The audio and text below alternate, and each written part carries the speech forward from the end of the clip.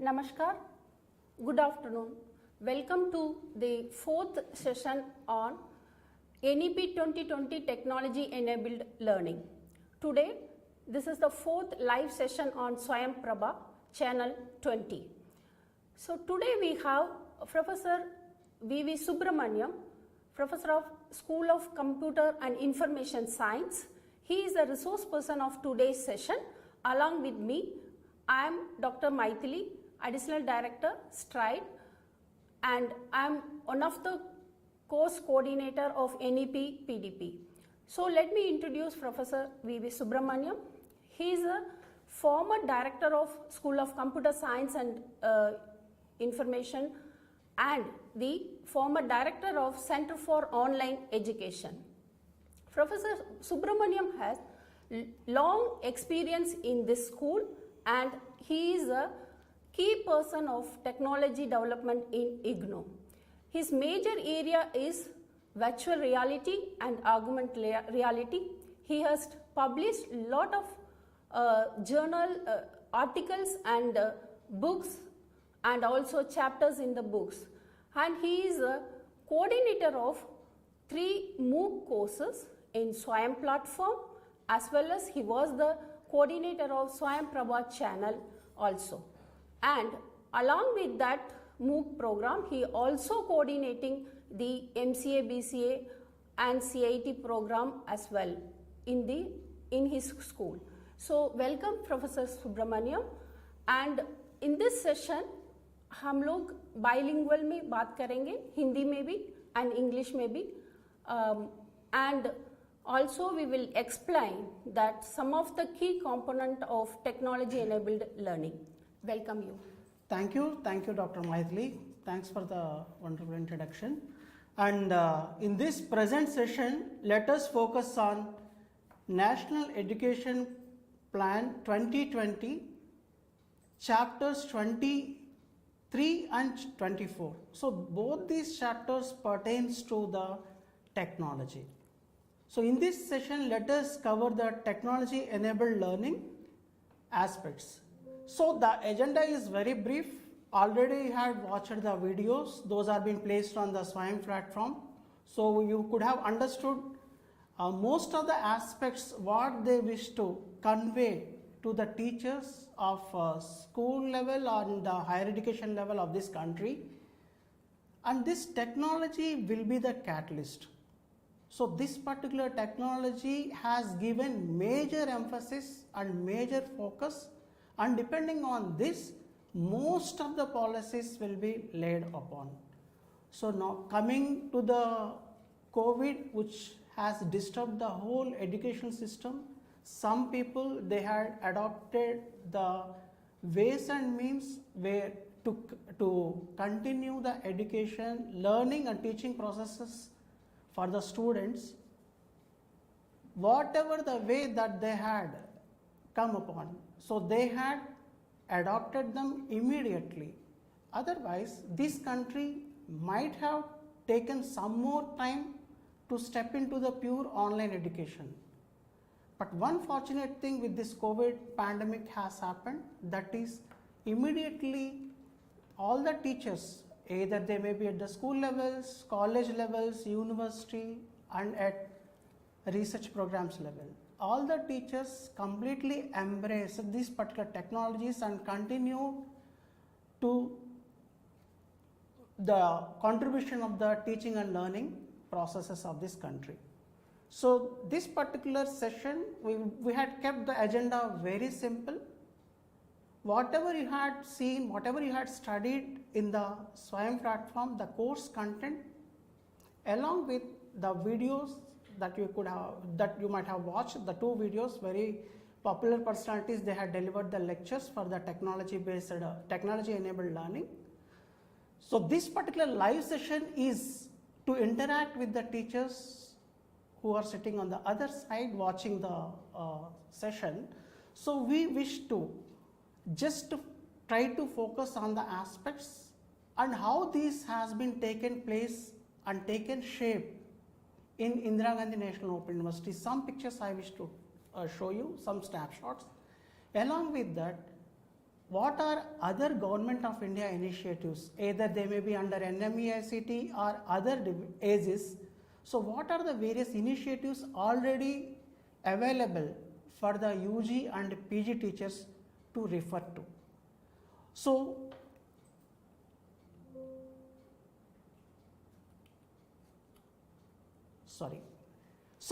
part 2 of NEP 2020 consists of higher education, and chapter 23-24. 23 is on technology use and integration, and chapter 24 is on online and digital education, ensuring equitable use of technology. So these are the two aspects which we wish to cover this day. So this is the introduction wherein which NEP 2020 advocates more use of technology in education. Till now we were using various kinds of platforms, various kinds of portals wherein which it consists of repositories, whatever the case may be. But this particular technology is not only where the focus is not only on the technology, however, it is mentioning about the e-content, availability of the e-content in regional languages. तो जितना भी आपका content है अभी, तो वो regional languages में भी बच्चों को ये कंटेंट अवेलेबिलिटी दिखाने के लिए कोशिश कर रहे हैं. So this particular use of technology in educational planning, teaching, learning and assessment, administration, you can see here. So it is not at all saying that you have to deliver the content using electronic means, but it is focusing in overall administration, even in the assessment, administration, management of various college or university functions, regulations, self-disclosures, minimum human interface, so what not. It is speaking about the holistic implementation of the technology in the colleges and the universities. So increasing access for disadvantaged groups and Divyang friendly educational software. So both of these are given a major emphasis in the 23 chapter and 24 chapter, wherein which it is conveying whatever the content, जो भी content आपका normal students को available कर पा रहे हैं, उसी content को मैक्सिमम कोशिश कर लीजिए कि वो डिसएडवांटेजेड ग्रुप्स तक पहुंच जाए. और दूसरा चीज़ मेजर थिंग इनका और एक फोकस है कि दिव्यांग फ्रेंडली एजुकेशन सॉफ्टवेयर को भी सपोर्ट करना बहुत ज़रूरी है. So what are the efforts? So only school level and the college level faculty, they will be doing the efforts? No. There are certain agencies which will be pulled into so that all these things will be happening in a ecosystem. So setting up of NETF, that is National Educational Technology Forum. So this is the main framework that they want to introduce in order to coordinate all these kinds of activities and all the functionalities, and this particular forum will be a bridge between the state central institutions and the Ministry of Education and the delivery, and also the research, wherever the research is happening in technology. So this will be playing a major role. NETF will be playing a major role so that the whole ecosystem will be in tune, in sync with the thing that we are expecting. And the other thing is digitally equipping schools, teachers and students. So during COVID, most of the students, बहुत बच्चे ऐसा है कि mobile से भी अपना education continue कर रहे हैं, अगर टैब मिला है तो टैब से एजुकेशन कंटिन्यू कर रहे हैं, छोटा सा लैपटॉप या डेस्कटॉप घर पे पड़ा है तो कैमरा खरीद के वो भी छोटा सा वाईफाई कनेक्शन लेके और मोबाइल डेटा यूज़ करके they had continued their studies. So इस मामले में if at all the resource persons are available in various colleges, universities, so आपके लिए infrastructure making availability of the infrastructure भी बहुत बड़ी चीज़ है. सो ये इंफ्रास्ट्रक्चर का भी ये इस दोनों चैप्टर्स में इंफ्रास्ट्रक्चर को भी बढ़ाने का एक बहुत बड़ा पॉइंट यानी बुलेट पॉइंट बताया गया था. तो इसमें digitally equipping of the schools, so they may be starting with some sort of distribution of the desktops, and they may be connecting all these things to the servers. So there are little bit of a planning which was told in both the chapters. Then major thrust जो मैंने बताया था वो technological intervention से है। अभी क्या हुआ था, कोविड में disruptive technologies occupied the major place. Disruptive technology का मतलब यह है कि जो टेक्नोलॉजी अभी तक हम यूज करते आ रहे हैं उसको रिप्लेस कर दिया था कुछ अचानक जो डिस्ट्रप्शन के वजह से, एक्सपेरिमेंटेशन की वजह से हो गई थी। इसका मतलब ये है कि जो फीचर्स, जिस टेक्नोलॉजी का फीचर्स अभी तक हम नॉर्मल यूज पे रखा था, उस फीचर्स इससे इंफीरियर बन गए थे। जो टेक्नोलॉजीज डिस्ट्रप्टिवली आ गए थे वो फीचर सुपीरियर बन गया था और मेन एरेना ऑक्यूपाई कर लिया। तो इस चीज़ों को हम डिस्ट्रप्टिव टेक्नोलॉजी कह सकते हैं। अब आप देख लीजिए, हमारा फिजिकल मूवमेंट कोविड के टाइम पे बहुत कम हो गए थे। So have you stopped purchasing the things? No. E commerce played a major role. हम जो चीज़ खरीदना चाहते हैं ई कॉमर्स के थ्रू हमने कर, इससे पहले तक हमारा बहुत लोगों को रेसिस्टेंस था। That was the normal thing, normal trend of any human behaviour. तो अब ऐसा है कि डिस्ट्रप्शन टेक्नोलॉजी आने के बाद e commerce is the example, best example of the disruptive technology. E learning is the best example of the disruptive technology. And then जो आपका cabs booking, GPS enabled cabs booking, all these are disruptive technologies. Earlier we used to telephone to a cab person where he was sitting under a tree and then he will be sending you a cab. But आजकल क्या ऐसा कि एक GPS enabled apps आ गए थे, उसके through हम ये कैब बुक करना सीख लिया था। So all these things, देखिए क्यों इस टेक्नोलॉजीज को हम प्रायोरिटी दे रहे हैं, क्योंकि ये सुपीरियर टेक्नोलॉजी जो यूज कर रहे हैं उससे सुपीरियर टेक्नोलॉजी सुपीरियर फीचर्स के साथ आ रहा है। So for that reason we had adopted और embraced the disruptive technologies. So यहाँ पे टेक्नोलॉजिकल इंटरवेंशंस का भी बहुत बड़ा ये कॉन्सेंट्रेट किया गया है। Improving teaching, learning and evaluation processes ये एक थ्रस्ट एरिया है। Supporting teachers preparations, so not only the PPT, छोटा सा वीडियो कैसे बनाना है और इसके लिए फिर दोबारा इंफ्रास्ट्रक्चर भी अवेलेबल करना जरूरी है। सो प्रोफेशनल डेवलपमेंट टीचर्स का कैसे करना है, नॉट ओनली अगर सपोज मान लीजिए यहाँ पे जो अर्बन एरियाज में है, मेट्रोस में है, शायद प्राइवेट स्कूल्स में, एडेड स्कूल्स में शायद कुछ इंफ्रास्ट्रक्चर अवेलेबल है जहाँ पे छोटा सा वीडियो यानी छोटा सा स्टूडियो भी है, जैसे हमारे यहाँ पे है, वहाँ छोटा सा स्टूडियो भी अवेलेबल हो सकता है। वहाँ पे टीचर्स वीडियोस रिकॉर्ड करके अपलोड भी करने का कोशिश कर रहे हैं। But capacity building at to the teachers at rural areas, to the college teachers at the rural areas, ये भी मेजर फोकस दिया गया है। Enhancing educational access, till now only few people are able to access the education through the online means और the electronic means. तो इसके लिए और भी ज़्यादा इसका और भी एक्सपैंड करने का बहुत ज़्यादा जरूरी है। And streamlining educational planning, management, administration का मतलब यहाँ पे कॉलेज में, यूनिवर्सिटीज में एडमिशन्स देख लीजिए, अटेंडेंस देख लीजिए, असेसमेंट्स देख लीजिए, व्हाट नॉट। तो आज एक छोटा सा एग्जाम्पल मैं बताना चाहता हूँ कि ये सेंट्रल यूनिवर्सिटी एंट्रेंस एग्जामिनेशन अभी जो इस साइकिल से कंपलसरी किया गया है। सभी सेंट्रल यूनिवर्सिटीज जो भी एडमिशन्स लेना है, एर्लियर ये state wise, college wise, we don't know कुछ बच्चों को एडमिशन का पता ही नहीं चलेगा कि कब ये एप्लीकेशन आ रहा है और कब इसको एंड हो रहा है। सो इसमें ऐसा है कि एक कॉमन प्लेटफॉर्म बनाया गया था, so that whatever the faculty, wherever he wish to take the admission, he has to appear for a central university entrance examination, so that with the score that he has gained, he can apply to the college or university. So इस तरह के आप देख लीजिए, एक साल में बहुत काफ़ी रिफॉर्म्स आ गया था एजुकेशन सिस्टम में। These are nothing but the guiding factor is NEP 2020 document. चाहे वो NTA कंडक्ट कर रहे हैं या CUET का एग्जामिनेशन हो, IIT JEE का ट्वाइस या थ्राइस एग्जामिनेशन हो रहा है। इससे पहले ऐसे कि only 1 chance was given, but with the technological interventions they are giving 2 to 3 chances, so that no student will be at that disadvantage. And then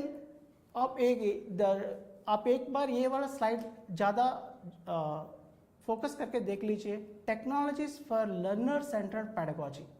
सो इससे पहले ऐसा है कि टीचर सेंटर और बच्चे भी ऐसा है कि उस बच्चों के लिए ऐसा है कि वो टीचर सेंटर्ड है और वहाँ पे फीड होता रहेगा इनपुट स्टूडेंट्स के माइंड पे, so that the action part will be taken by the students.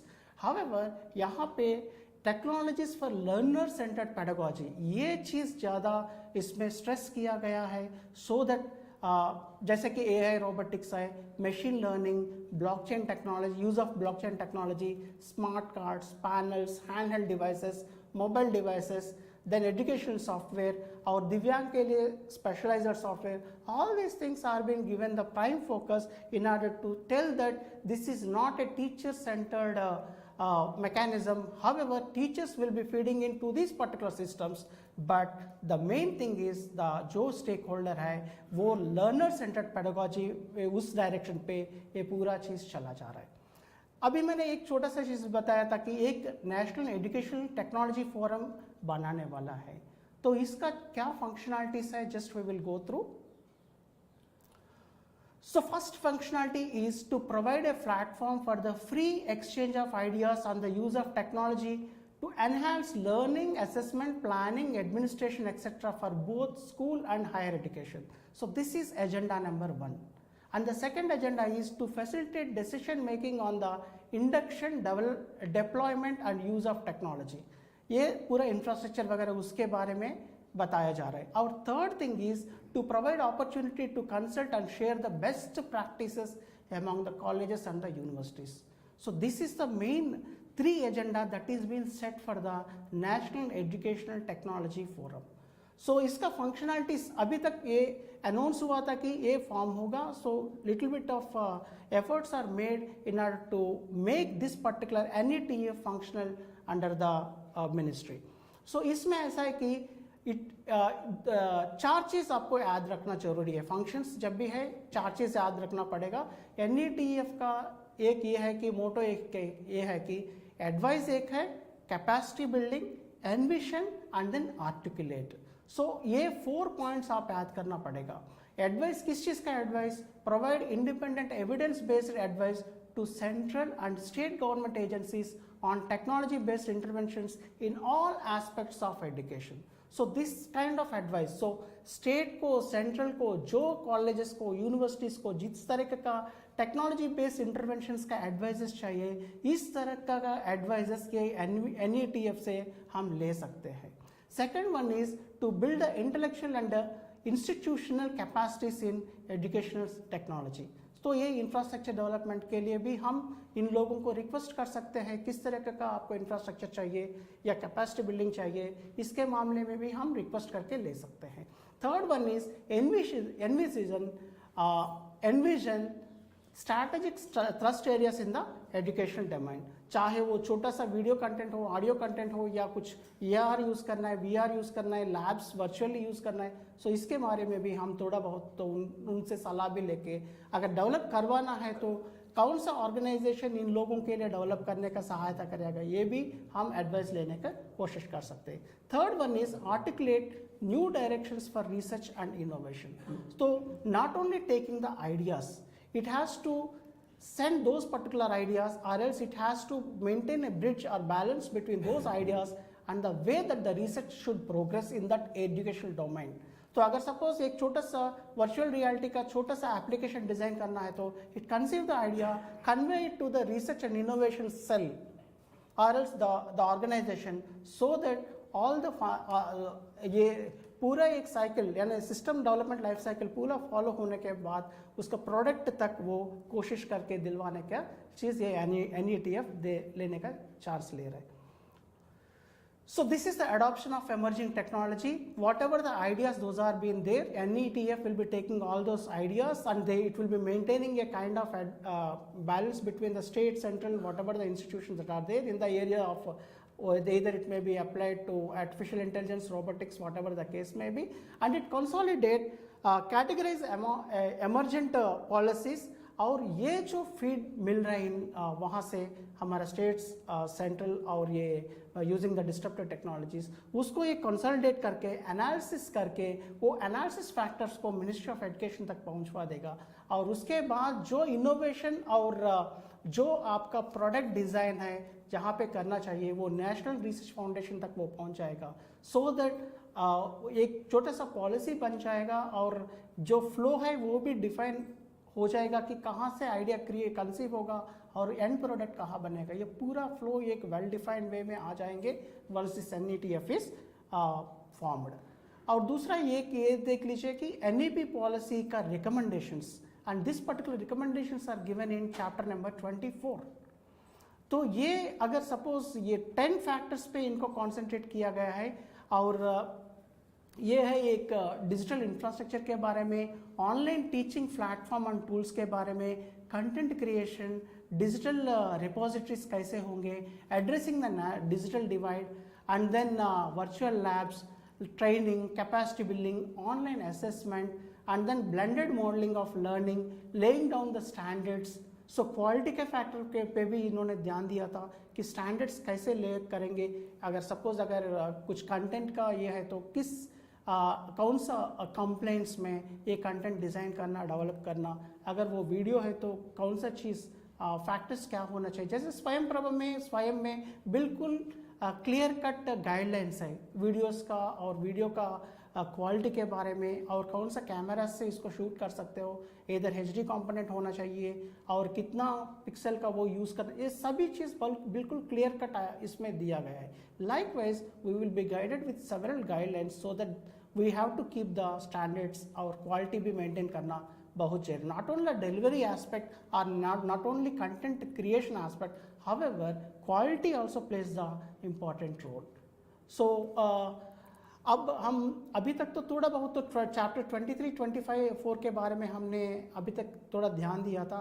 अब हम इग्नो में कैसे कर लिया, because NEP 2020 we are implementing all the factors, whatever the 10 factors, whatever those are being told in the chapter or recommendations given by NEP 2020 key initiatives, most of the things we try to implement in IGNOU. So we are trying to give you a glimpse so that आप लोगों को भी पता चलेगा कि हमने 10 चीज़ जो कहा गया था वो IGNOU में कैसे इम्प्लीमेंट हो रहा है, so that other universities, colleges also can be going through this and they also can try some of this so that they can continue with the NEP 2020 key initiatives practice. अब मैथिली आप थोड़ा इसके बारे में जो हमने learning management system online programmes के बारे में थोड़ा आप हमारा फैकल्टी को बताइए। Professor Subharamanyam, actually the NEP 2020 policy documents talks about the online learning and online courses, online programs. So IGNOU has started its online program way back in 2010. There are around 23 programs offered through online that time also. For 4 years we have successfully conducted the 23 programs through online. Then after that we have withhold this program because we were on the IGNOU, on the UGC online regulation policies, we were waiting for that. After we received this policy, so we have offered the online program. IGNOU has offered the online program started from July 2020, started with the 3 programs. After that, till today we are offering 41 online program through the robust learning management system. So this learning management system, the student will get the credential and then all the e-content, assessment, interactivity all are placed in this learning management system.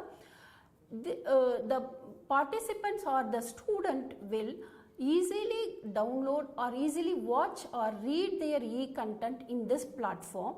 So the sample of the e-content is like this. We are arranging the content according to the course, the requirement of the course. Based on the requirement, we arrange in the weekly wise or topic wise so that the student can easily read the content with the sequential pattern. So in between they will do some self-learning assessment, they'll do some assessment for the internal assessment also. Apart from this content and assessment, the interactivity plays major role in online education. So here in the online courses, what the each coordinator plans, there are two type of interactivity we have planned. One is asynchronous and another one is asynchronous interactivity. So the asynchronous interactivity through discussion forum, they will participate, they interact with their peer group as well as the mentor or teacher of the particular course. And the real-time synchronous interactivity is conducted through the regional center with their counselors. They can interact with them, they raise their queries on the subject matter as well as the administrative type of queries are raised in this platform. So apart from that learning management system, we have another portal, that is web enabled academic support, that VIAS we used to call. This platform is used for the program who have less number of the enrollment number, and this is based on the Google based platform. And here also there are a lot of program they are offering one-to-one interaction as well as the support is given. For example, this is one of the course of BSCG chemistry course. So this is a site where the participant will come and interact with their teacher as well as the peer group, and also content are available. All the content in the they have easily get the assessment and also the quizzes and the interactivity. So everything is incorporated in this platform too. And apart from that, IGNOU has a digital repository, that is IGNOU host, so where all the e-content based are available, not only for the online courses, for offline courses also. All the SLM material, that is self-learning material, are digitalized and they are placed in this platform.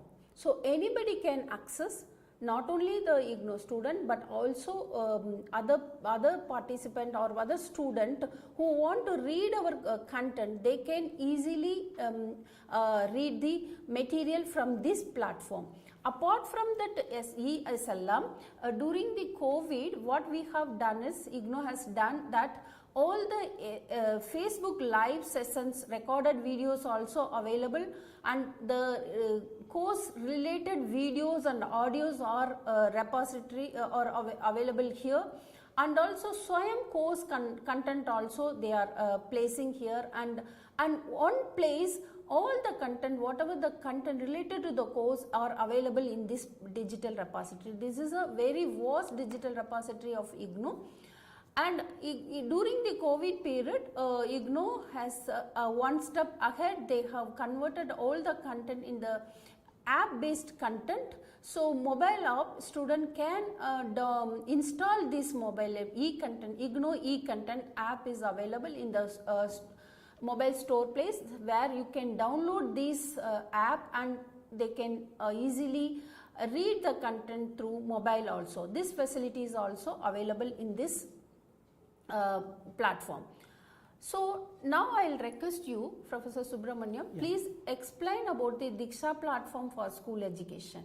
So key recommendations में ये जो NEP 2020 key recommendations में main focus is given to the e-content repositories. So making available all the form of content, either they may be in the text form, which should be converted and is been hosted on some platform, or else e-content in the form of videos भी हो सकता है या podcast भी हो सकता है. जो भी चीज़ available है, it should be made available under certain platforms as a repository. So our repository should be very well organized, either in the form of school-wise, department-wise, and that too program-wise, so that the students, whoever access to that particular e-content, they should be user-friendly as well as they should be made available in a very easy way. So और एक platform है government of India के तरफ. अब तो हम IGNOU का सुना, हम और एक प्लेटफॉर्म है स्कूल एजुकेशन के लिए दीक्षा प्लेटफॉर्म करके एक प्लेटफॉर्म क्रिएट किया गया. That too during this COVID period, most of the content that is available, that particular content is uploaded onto this particular Diksha platform for school education. So yeah, actually this Diksha platform is not only just to upload the content, however, it provides you to create the e-content as well as profiles, in classroom resources, and then assessment aids, and then news or announcements, comments within the teaching community. All these things are available, they had made available on this particular Diksha platform. So और एक है national repository of open educational resources, ये भी government of India ministry of education के through NROER. So this particular NROER consists of the themes, e-library, e-books, e-courses, events, partner showcases, whatever the case may be. All these things are shared under a single umbrella called as NROER. OER stands for Open Educational Resources. तो सभी बच्चे जो भी है, teachers है, बच्चे हैं इस कंट्री का, सो सभी लोग इस रेपोजिटरी को डायरेक्टली यूज़ कर सकते हैं. Not only for that, under graduate students के लिए ऑलरेडी NME-ICT एजेस के थ्रू ePathshala.nic.in बहुत पहले से ही है.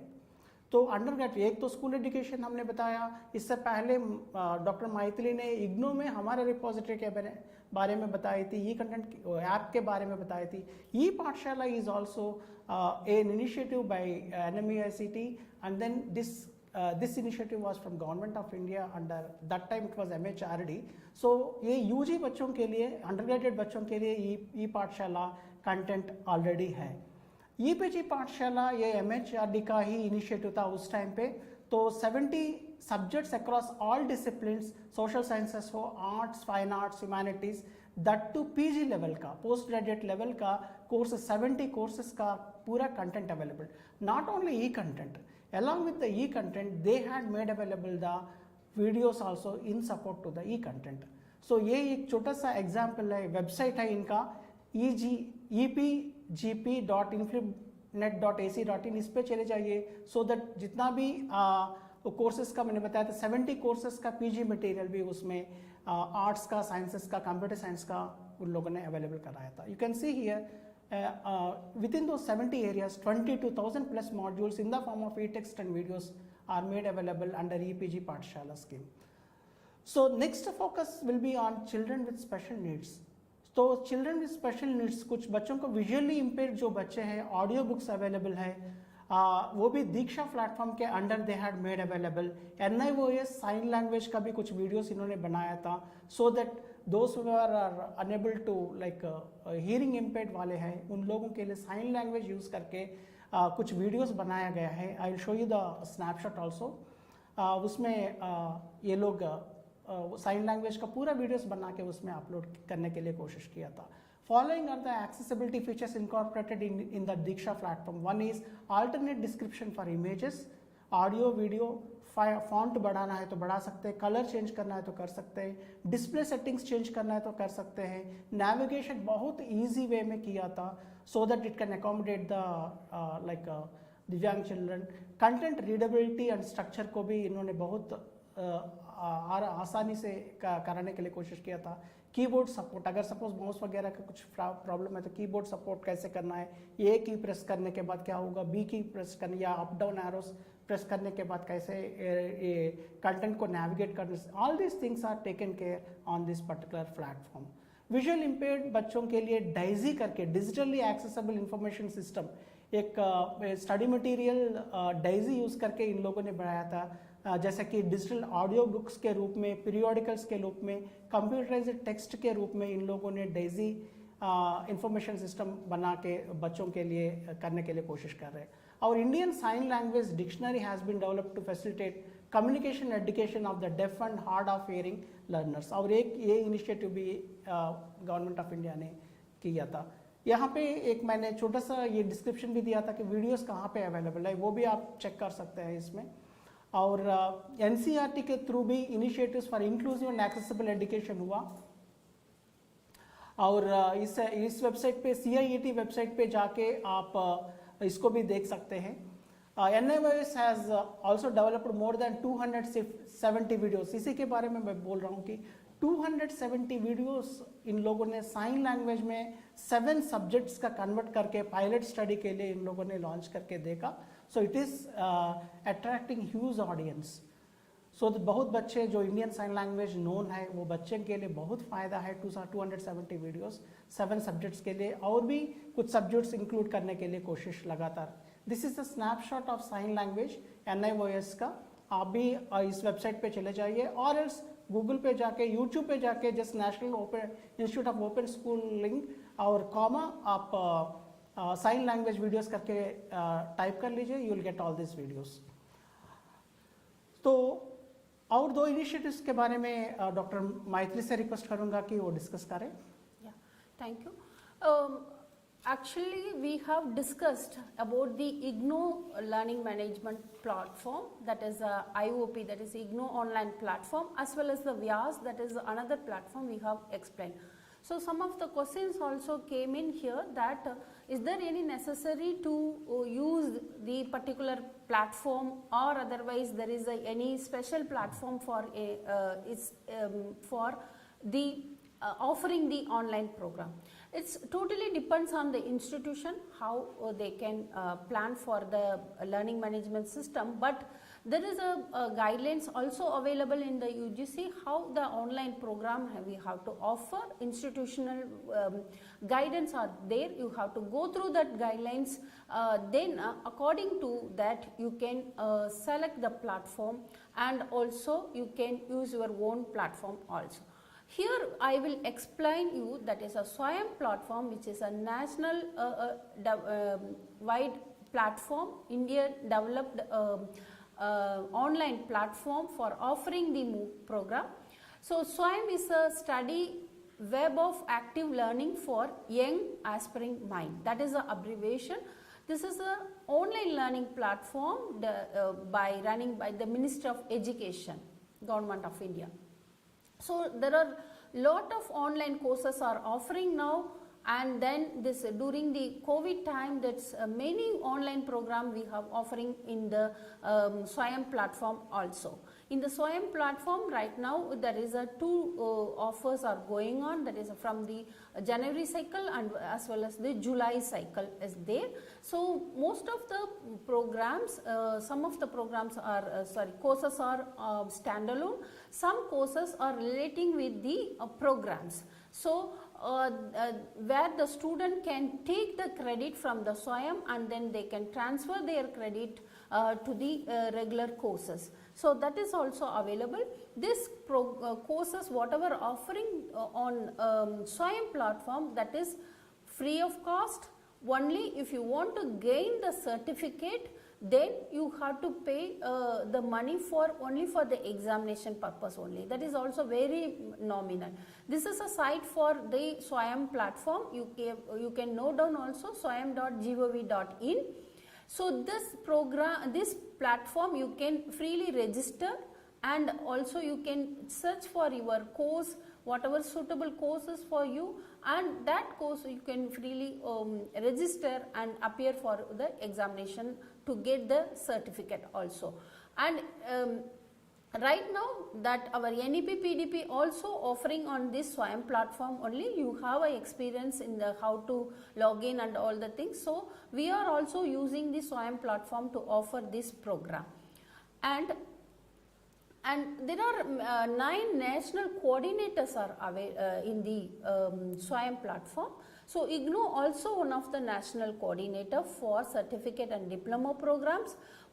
In one questions came in that, right now I am going through that question also. In that some asked that whether we can contribute the e-content to the SWAYAM platform also. That is also came in. So it is yeah, you can contribute you can contribute the video content, or otherwise you can contribute the SLM material, or otherwise also you can contribute the assessment part also. You can involve in this type of program.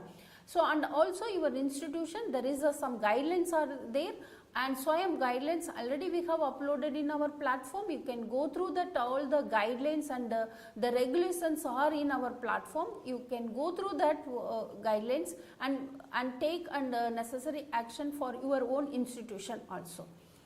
So, now SWAYAM is moving, SWAYAM courses are in the regional language also is coming in. There are a lot of PG program, right? Yesterday also I received that circulation that many regional languages courses are offering through the SWAYAM platform also. So, you can go through this, the SWAYAM regional platform, and then you can use of this platform. Apart from that, if you are very much familiar in your own language, you can enroll in the platform for translation also. You can contribute your expertise in the translating the program, that is also possible. You can contribute for translating the course into your regional language. Then let me discuss about the SWAYAM Prabha. Right now we are in the SWAYAM Prabha channel 20. The SWAYAM Prabha is a group of 34 DTH channel for telecasting the high quality educational program. It is a 24/7 basis GSAT 15 satellite oriented programs. So, every day we used to upload the 6 new content. After that we will repeat that content. And earlier Professor Subharamanyam also one of the course channel coordinator. And these channels are basically for the contributing the content to the as a video format, so that the who are not able to use the internet facility, they can able to watch the content through the television mode. That is a main focus on this SWAYAM Prabha channel. So, this is the website www.swayamprabha.gov.in. You can log in and then you can use the current live videos also available for school education as well as the higher education also. So, these 4 channels like channel number 17, 18, 19 and 20 are allotted to the IGNOU. So, we are using this channel 20 for our NEP-PDP program. So, here also you can watch, and the archives also there. If you are not able to watch the program on the SWAYAM platform, then you can go to the archive place and you can watch through the YouTube channel also. So, that is the facility is available in the SWAYAM Prabha channels. Now, I will request Professor Subharamanyam to talk about the NPTEL courses. So, IGNOU is also one of the national coordinator for contributing to SWAYAM. We are offering somewhere around more than 70-80 courses. Yeah. 70-80 courses of IGNOU, and they are progressing because whatever that we are offering through our online programs, we are making it strictly a part of a SWAYAM platform also. The best part of the SWAYAM is that they offer the course content using 4 quadrants. So, first quadrant जो e-content quadrant है, second quadrant videos वगैरह का है, third quadrant is assessment, fourth quadrant is the asynchronous, that is the discussion forum. So, all these 4 quadrants are making it very much popular. और कुछ engineering colleges or PG colleges, what they are doing is they are identifying the courses among the courses availability of the SWAYAM, and they are making their students to strictly go through those SWAYAM courses. For some courses where there is no expertise in the college level, so they are trying to use the services of SWAYAM so that they are getting them enrolled in the SWAYAM course, or whatever the credits that they are gaining from that particular SWAYAM course, those are being transferred into the mainstream education. So, this is the best thing about the thing. Apart from this, NPTEL वाले बहुत पहले से ही इन लोगों ने शुरू कर लिया था कि IIT फैकल्टी ये NPTEL इंजीनियरिंग कोर्सेज का पहले शुरू किया था. इसके बाद कई सारे प्रोग्राम्स लाइक मैनेजमेंट और मेडिकल का भी ये लोग इंक्लूड करने के लिए कोशिश कर रहे हैं. और NPTEL ये कोर्स बहुत पॉपुलर है, और दैट टू इंजीनियरिंग स्टूडेंट्स को किसी से भी पूछ लीजिए, कंप्यूटर साइंस का और इलेक्ट्रॉनिक्स का, इलेक्ट्रिकल का, बहुत सारे कोर्सेस बहुत पॉपुलर है और they are been adapted in their regular studies also. And some colleges they are giving extra credits. तो NPTEL का कोर्स करके आ जाइए, कुछ एक्स्ट्रा क्रेडिट्स भी गेन करके आ जाइए. Some people they are calling it as some honours course और समथिंग लाइक दैट, और some people they are treating them as some sort of internship. So this is the way that they are doing. तो आजकल NPTEL का भी अभी regional languages में उन लोगों का जितना भी वीडियोस है वो ट्रांसलेट करने के लिए कोशिश कर रहे हैं. नॉट ओनली वीडियो कंटेंट को but also the transcripts those are available with the NPTEL along with the lecture, वो भी रीजनल लैंग्वेजेस में कन्वर्ट करने के लिए कोशिश. इस स्लाइड को एक थोड़ा सा देखने के बाद आपको पता चलेगा कि यहाँ पे जो कंटेंट जिस लैंग्वेज में कन्वर्ट हो रहा है वो वहाँ पे दिया गया है. नॉट ओनली दिस, जो की इनिशिएटिव्स, की रिकमेंडेशंस में one of the recommendation is use of virtual labs. Already government of India and ministry of education ने वर्चुअल लैब्स का कॉन्सेप्ट बहुत पहले शुरू कर चुका है. तो इंजीनियरिंग कॉलेजेस में, फिजिक्स इंजीनियरिंग कॉलेज में कई सारे ब्रांचेस का वर्चुअल लैब्स इसमें अवेलेबल है और they are free of cost. Covid के टाइम पे इवन हमारा BCA, MCA, CIT बच्चों के लिए हमने कुछ आइडेंटिफाई करके उस वर्चुअल लैब्स को यूज़ करके प्रोग्रामिंग पार्ट्स लर्न करने के लिए भी हम कह चुके हैं. तो ये वेबसाइट नोट कर लीजिए vlab.co.in and it is free of the cost across the country. So आप लोग चेक करके देखिए. एक सिंपल स्नैपशॉट मैं दिखाना चाहता हूँ, यहाँ पे चेक कर लीजिए. This is the interface wherein which they are providing the simulation as well as the programming concept as well as different kinds of inputs that we can give to the virtual experiment to run. So this is how they are doing it. and physics में कुछ है, उसमें chemistry का भी है. इस तरह के virtual labs बहुत सारे experiments बहुत सारे उसमें हैं. आफ्टर दैट जो अभी आप लोग PDP प्रोफेशनल डेवलपमेंट प्रोग्राम अभी आप लोग जो परस्यू कर रहे हैं Indira Gandhi national open university अंदर इन कोलैबोरेशन विद MOE, ये वाला प्रोग्राम भी हम SSS यूज़ करके किया था. एक तो स्वयं भी यूज़ कर रहे हैं और स्वयं प्रभा भी यूज़ कर रहे हैं, और तीसरा चीज़ ऐसा है कि समझ से हम ये लेके स्पेस वगैरह लेके ये भी करने के लिए कोशिश कर रहे हैं. हम स्वयं से एक अच्छा सा वर्टिकल ड्रॉ करके उस वर्टिकल में आपको 4 क्वाड्रेंट का जितना भी चाहिए कंटेंट, वो कंटेंट भी आपसे शेयर करने के लिए कोशिश कर रहे हैं.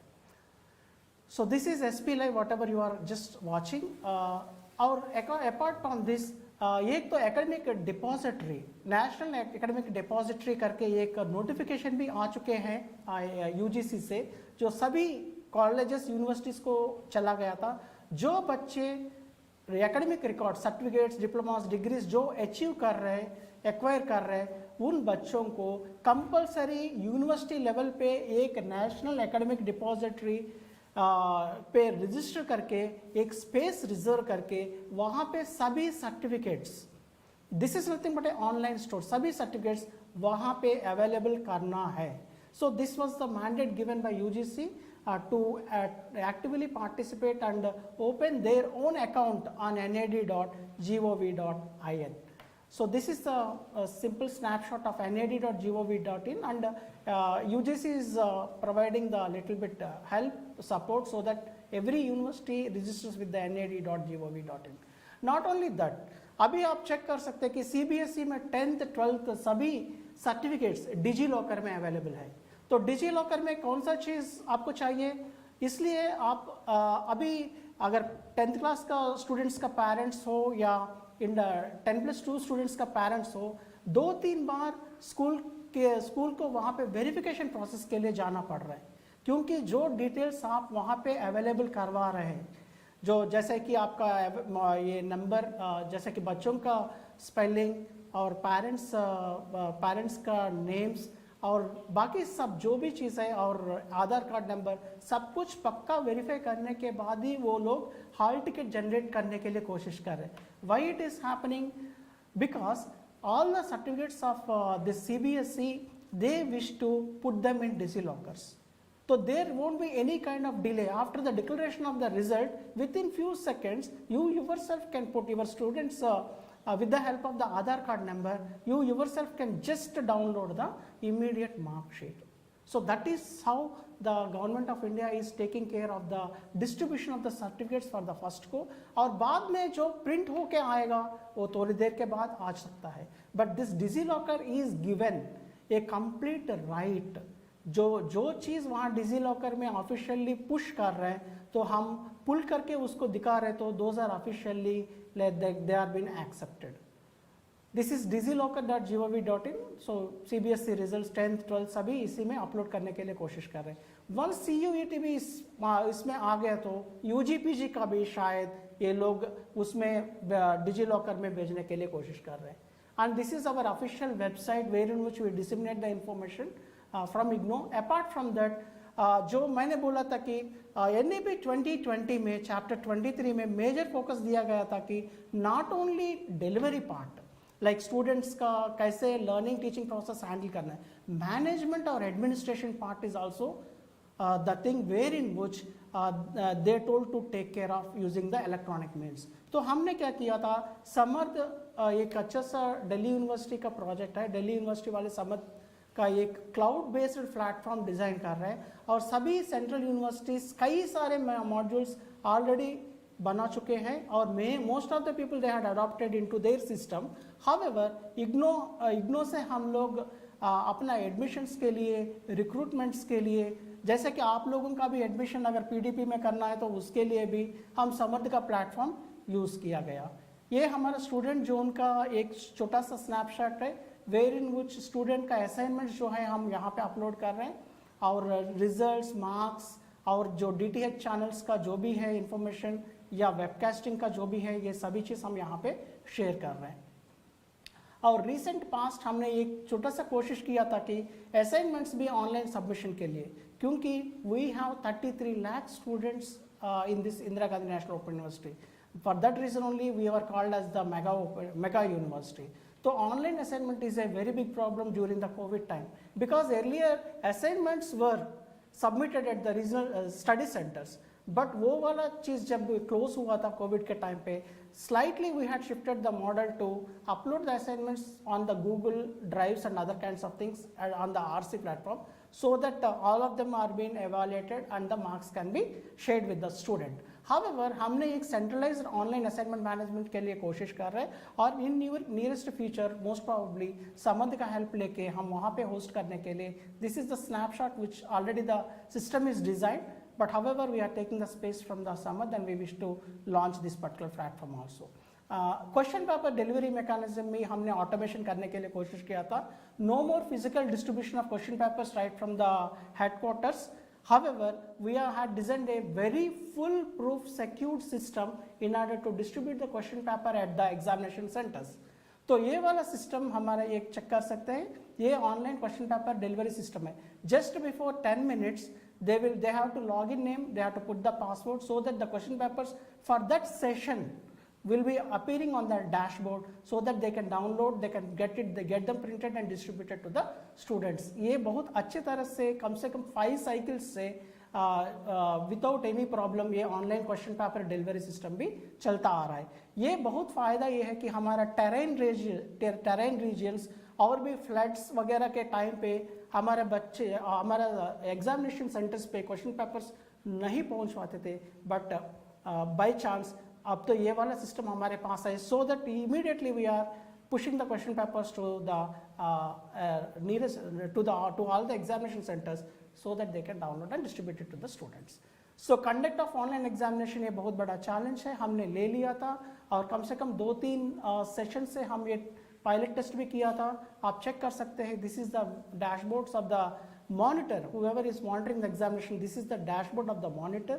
एंड देन यहाँ पे हर बच्चे का इतना सेकंड्स का फ्रीक्वेंसी में उनका स्नैपशॉट्स भी आप ले सकते हो और यहाँ से पता चल सकता है कि जो मॉनिटर फैकल्टी के रूप में बैठा है या ऑब्जर्वर के रूप में बैठा है, ये लोग वहाँ पे इसका स्नैपशॉट्स भी देख के अगर बच्चे का पूरा फेस दिख रहा है या किस डायरेक्शन में मूवमेंट है वो सभी चीज़ देख सकते हैं.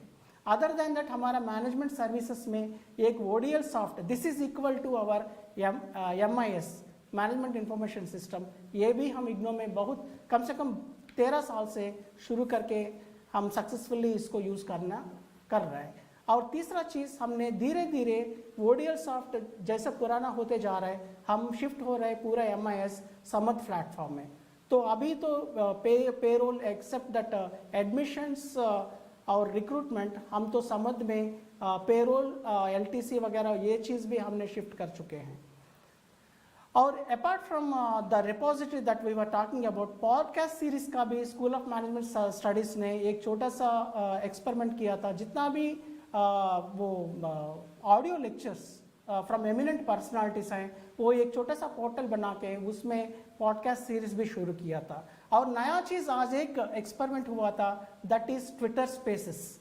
सो ट्विटर स्पेस भी जस्ट लाइक हमारा जैसे कि ज्ञानवाणी, उसी के तरह ट्विटर में भी ये लोग स्टूडेंट को सपोर्ट करने के लिए जो भी प्रॉब्लम्स है स्टूडेंट को फेस टू फेस कोऑर्डिनेटर्स बैठ के वन आवर इन लोगों ने ट्विटर स्पेस यूज़ करके आज एक्सपेरिमेंट कर चुके हैं और बहुत सक्सेसफुल भी रह चुका।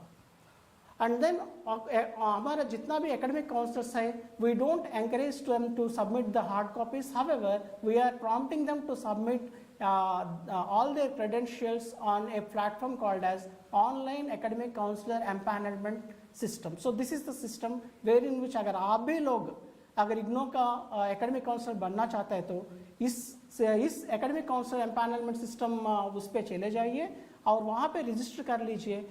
उसमें कुछ कॉपीज भी अपलोड करना पड़ेगा। स्ट्रेट अवे वो चीज़ हमारा RSD में आएगा और स्कूल्स को ऑटोमेटिकली डिस्ट्रीब्यूट होगा और हम बैठ के वहाँ पे एकेडमिक काउंसलर्स को अप्रूव कर रहे हैं।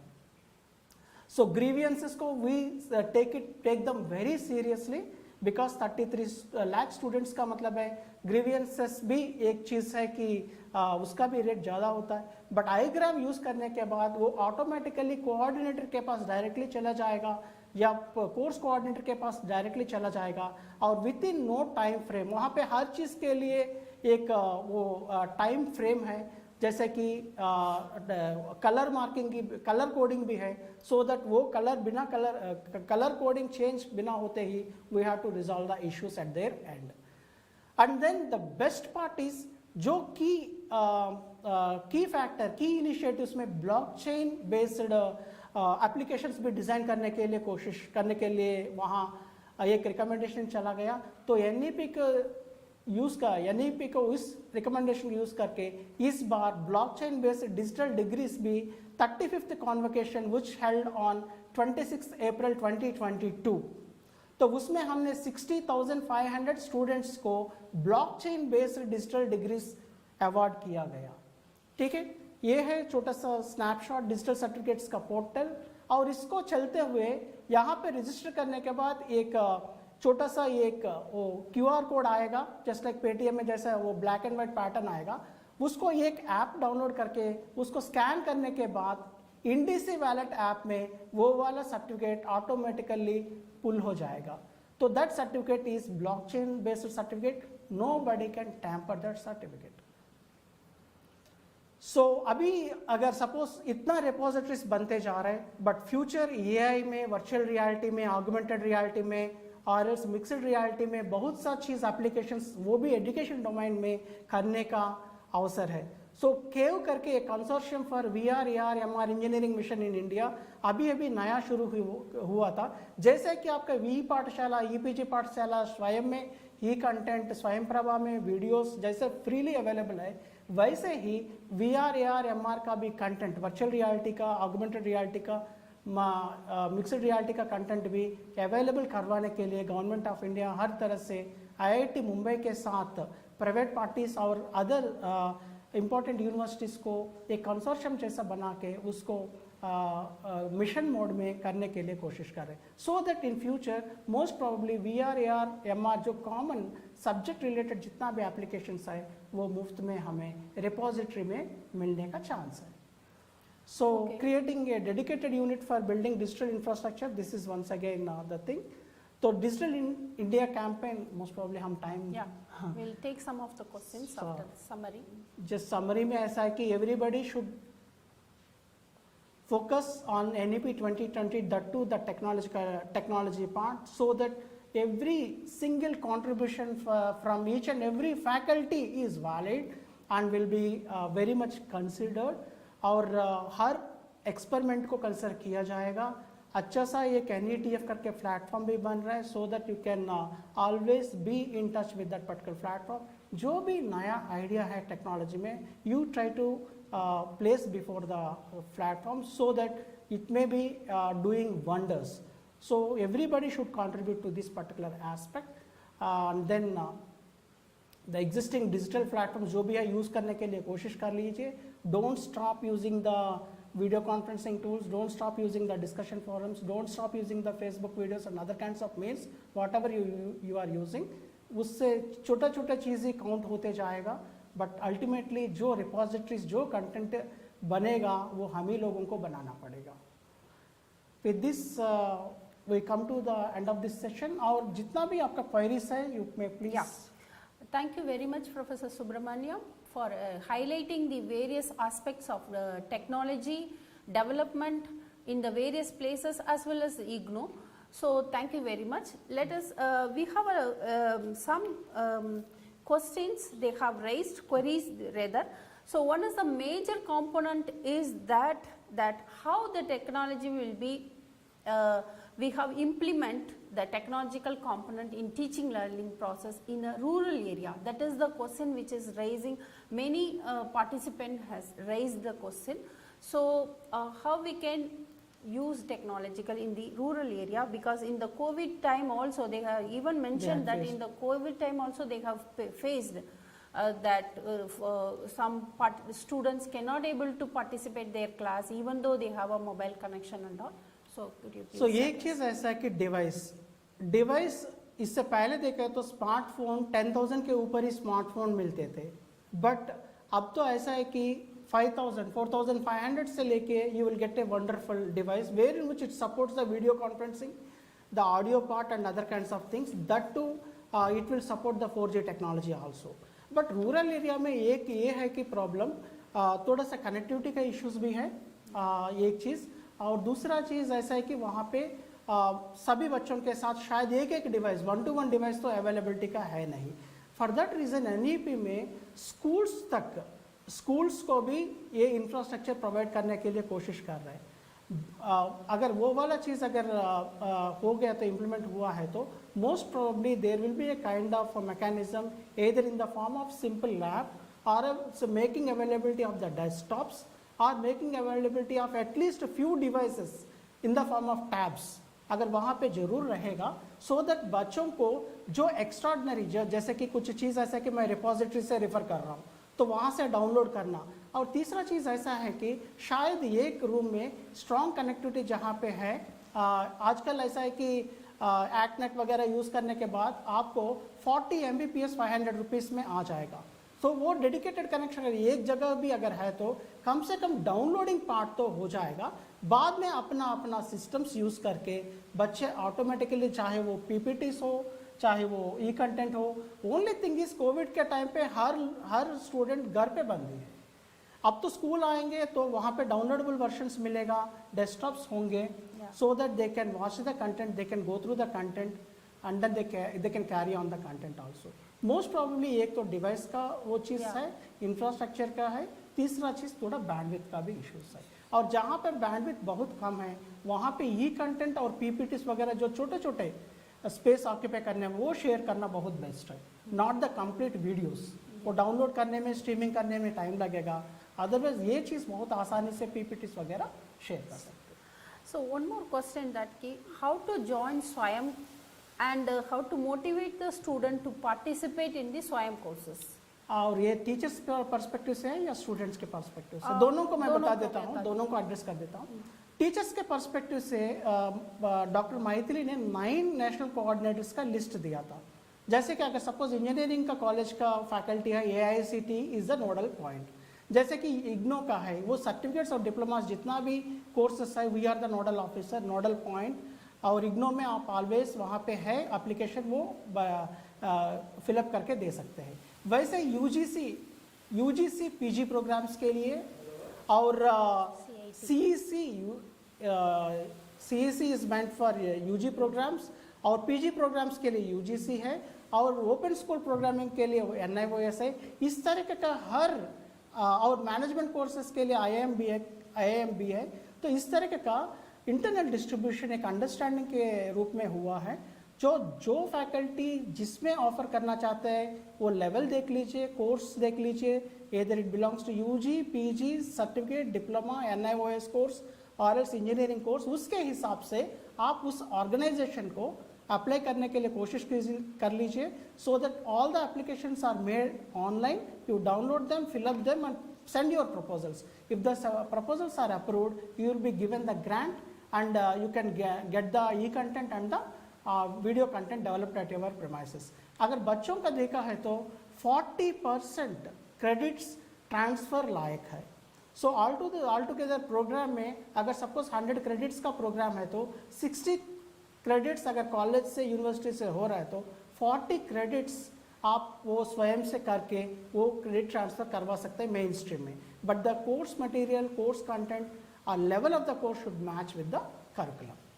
One more question, IGNOU e-content app which we have said that mobile apps, Right. is that free or we have to enroll that for that enrollment number or enrolling the IGNOU course is necessary? सो ये app actually अभी तो फिलहाल सभी के लिए available है, that too free of cost. Android पे चले जाइए, एंड्रॉयड दैट टू play.google.com में, और वहाँ पे आप just type the string IGNOU e-content app, so automatically वो लिंक आ जाएंगे. ऑलरेडी हमारा 7 लाख प्लस डाउनलोड्स ऑलरेडी हो चुका है. तो उसमें सभी लोग फ्री है. वो उसमें जो भी हम e-ज्ञान कोश में content we are making it available, all that content you can watch, you can download onto your mobiles and the tabs, portable devices में डाउनलोड करके वो पूरा कंटेंट आप देख सकते हैं. उसके लिए कोई रजिस्ट्रेशन या कोई लॉगिन नेम या एप्लीकेशन बनने का कोई ज़रूरत है नहीं. आप डाउनलोड कर लीजिए, वहाँ पे जाइए, IGNOU course material, self learning material में क्लिक कर लीजिए, स्कूल वाइज आपको डिस्प्ले होगा, सेलेक्ट करके आप अपना कोर्स मटेरियल पढ़ सकते हैं या डाउनलोड कर सकते हैं. One more question, that is there any percentage defined to use technology in our teaching learning process? So there is no valuable mix of technology can be considered. ऐसा नहीं है कि अभी तो फिलहाल इतना टेक्नोलॉजी और इतना आपका ऑफलाइन करने का वो कहीं पे भी सेपरेट करके डीमार्क करके कहीं पे भी लिखा नहीं है. However it is your wiseness where in which अगर आपको स्टूडेंट को नॉर्मल टेक्स्ट पढ़ाने के बाद you can give wonderful resources, those are available, guided resources, that to curated resources you can give to the student in the form of additional material. इससे पहले हम further readings के लिए कुछ लिस्ट करते थे किताबों का नाम, आप लाइब्रेरी पे जाके चेक कर लीजिए, पढ़ लीजिए करके. अब तो वो चीज़ भी नहीं है, डायरेक्टली लिंक्स शेयर कर लीजिए in the form of email, और क्लास में भी आप शेयर कर लीजिए QR कोड यूज़ करके, सो दैट बच्चे सभी बहुत एंथुजियास्टिक है. That too, this generation kids, they are more enthusiastic on reading the online material. अब तो एक छोटा सा हैबिट भी बन गया था. Even elders, we may be feeling some sort of resistance, but younger lot को ये ऑनलाइन पढ़ना, ऑनलाइन लिसन करना, ऑनलाइन वॉच करना बहुत, यानी they are very interested. So it's that particular thing we have to tap. Yeah, it's on the based on the disciplinary and also the profile of the student, we can how much we can mix with the technology. But meaningful teacher curate करके देना बहुत, otherwise they are lost. Yeah. So thank you very much. Some of the question I will address because this is related to NEP-PDP program. Right. Some participant asked that whether these videos, whatever the live videos are recorded videos are available for future references. Yes, definitely.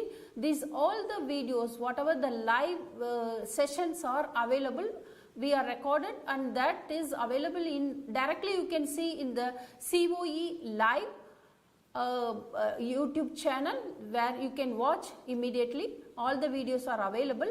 Apart from that also we are placing this e-content in our platform, Swayam platform also, where you can log in to the our Swayam portal, and then you can watch the recorded videos also. And we have placed recently, we have placed all the related documents as well as the regulation and the guidelines also. We have placed almost 9 documents we have placed for you for your reference also. That is also you can go through, that will be very much useful for your institution purposes also. And apart from that, that tomorrow we won't have a live session because of Sunday we are not telecasting any videos as well as the live session, and Monday we will have a live session at 3 p.m. and followed by the recorded video lecture will be telecasting. Then there is no assignment in our NEP-PDP program, only assessment will be there, that is also MCQ based. There are two MCQ tests are available, one is DF test and another one is the final test. In the DF test you will have a 15 question and final test you will have a 35 questions. So total 50 marks you have to score, minimum 50 marks in this to get the completion certification. So Monday the test will be open to all of you. You can appear, that will be open for 3 days. You can appear for that anytime. You can come and log into the platform and appear the test. We will be giving the information in the announcement section also. You can go through, and also we will send through the mail to remind you or to motivate you. Kindly participate and get use of the content as well as the test to complete the course. With this, I will close the session. Thank you very much. Thank you, Professor Subharamanyam, and thank you all for watching this live session. Thank you. Thank you.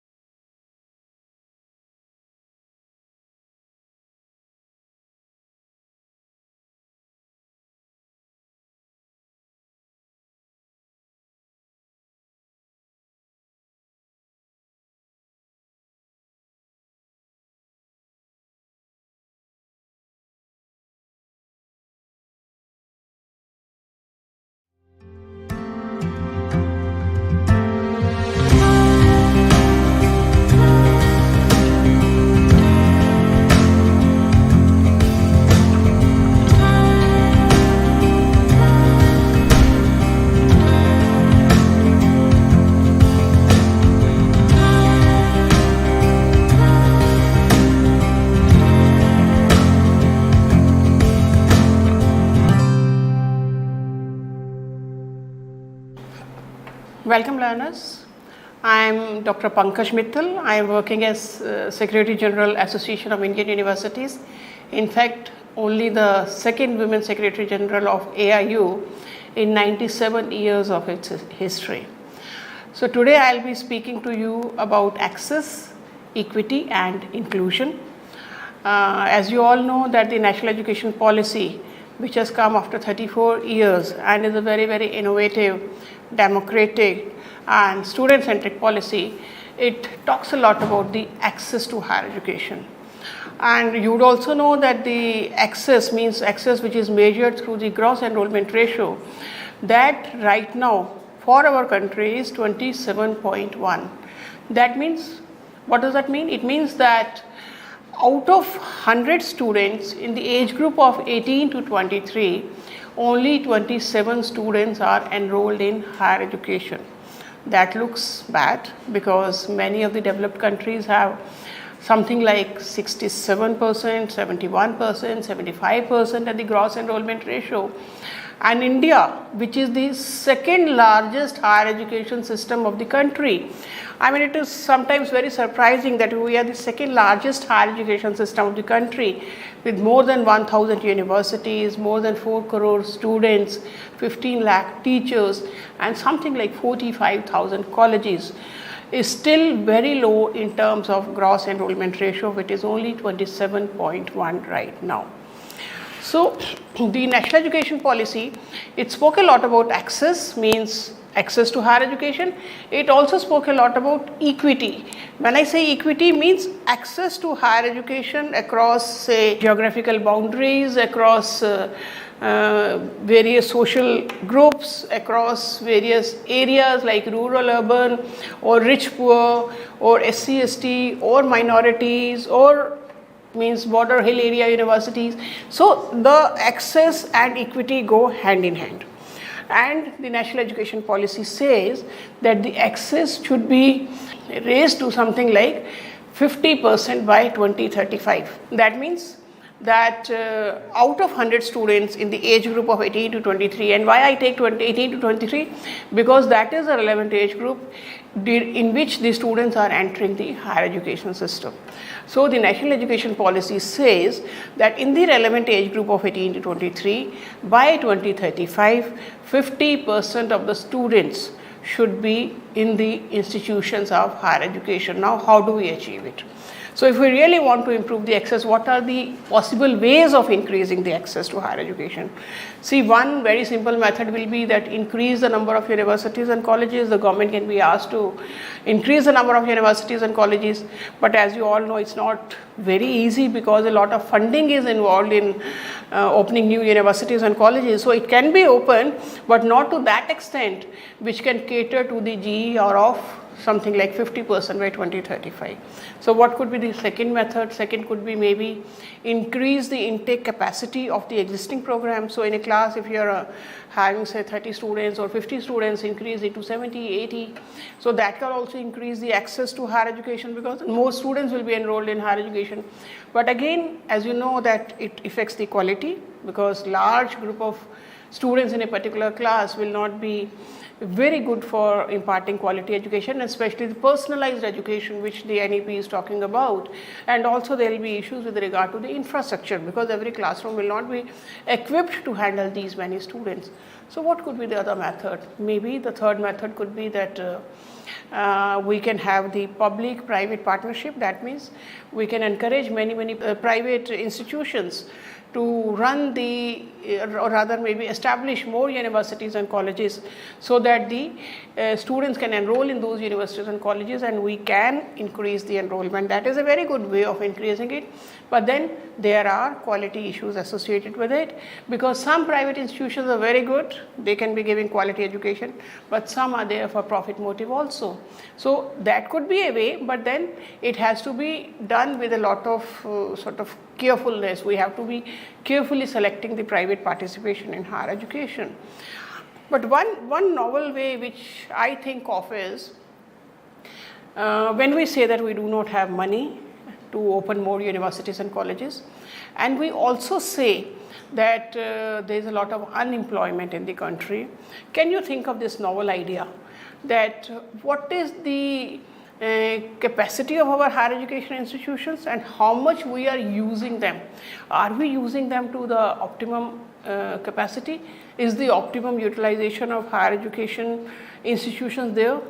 Now you all know that India has a large higher education system, and that means we have so many universities, colleges with large infrastructure in terms of, say, buildings, labs, libraries, classrooms, such a large infrastructure. And can you imagine how much time it is used?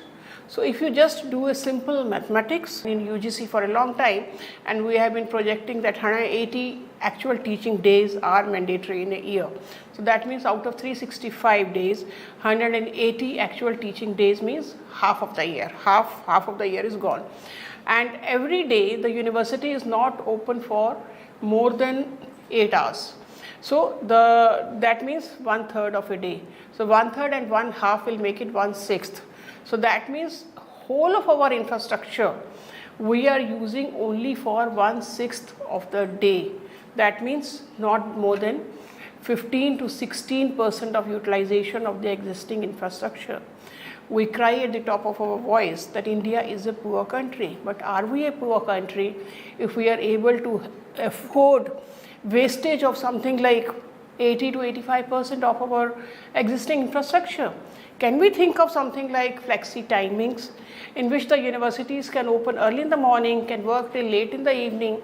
At least we can think of doubling the time for which the universities and colleges are open, so that the existing infrastructure can be used for the maximum capacity. In the foreign countries I have seen, the universities open very early and they close very late in the night, and so there is a possibility of having flexi hours. I am not talking of 2 shifts, morning shift, evening shift. I am talking of flexi hours in which some classes can be held in the morning, some in the afternoon, some can be held in the evening. So just imagine that if this happens, the whole infrastructure can be used to the maximum possible extent. And if I am talking about double, so then we have already doubled the infrastructure without spending a penny, except for on more teachers, which will also address the issue of employment of teachers.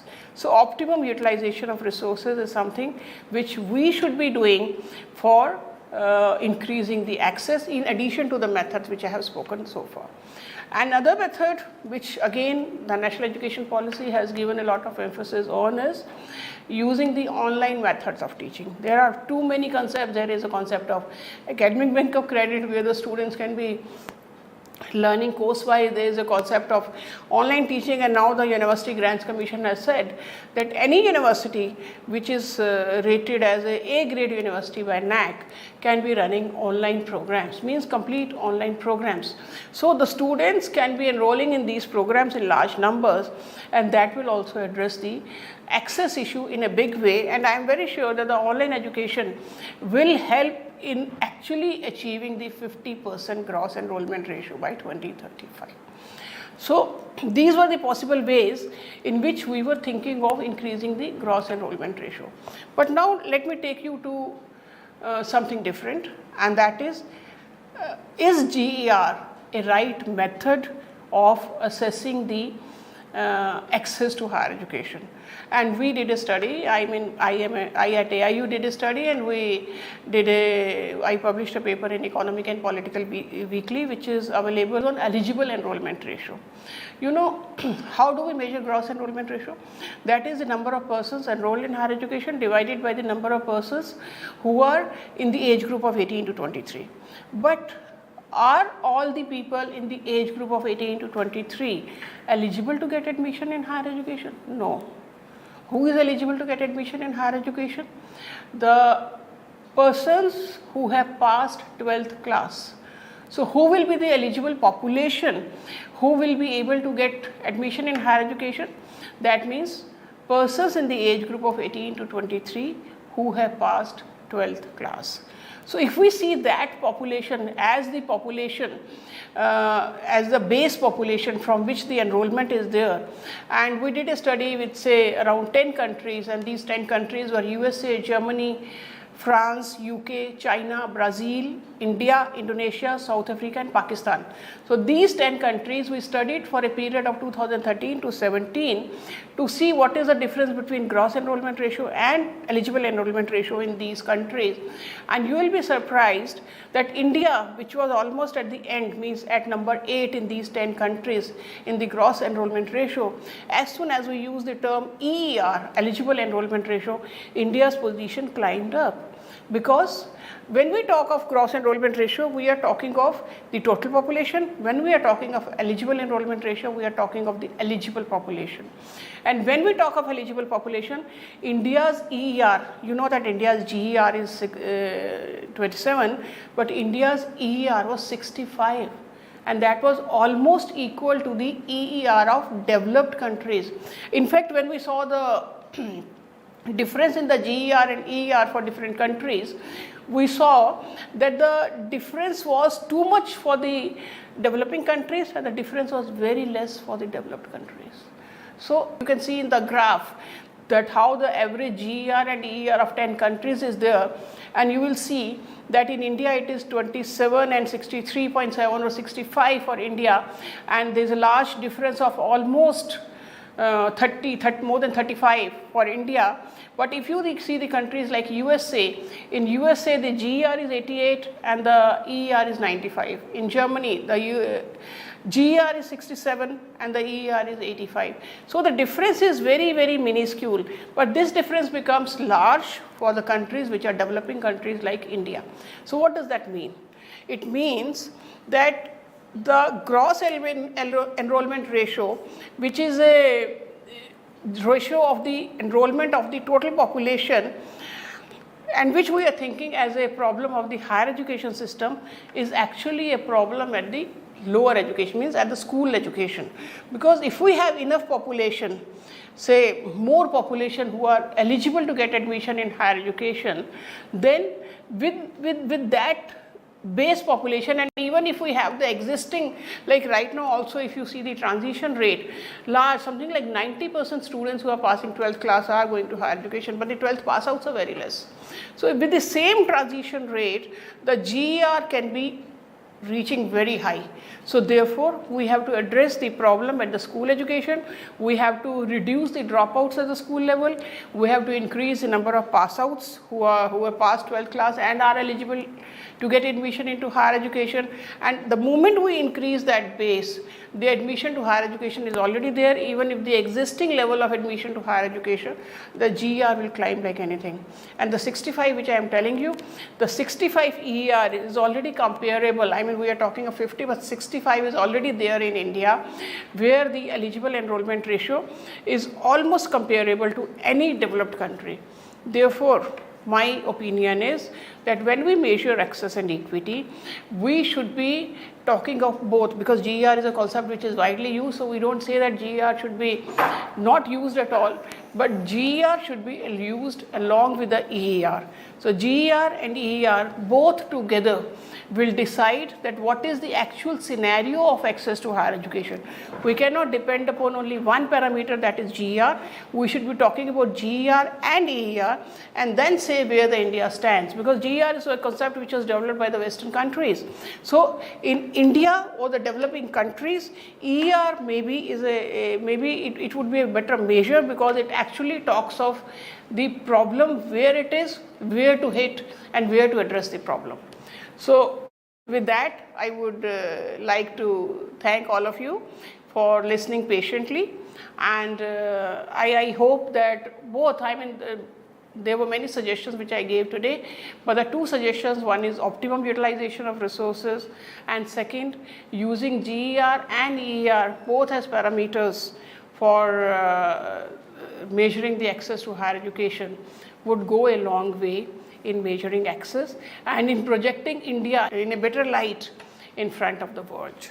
Thank you very much. Happy learning. Keep learning.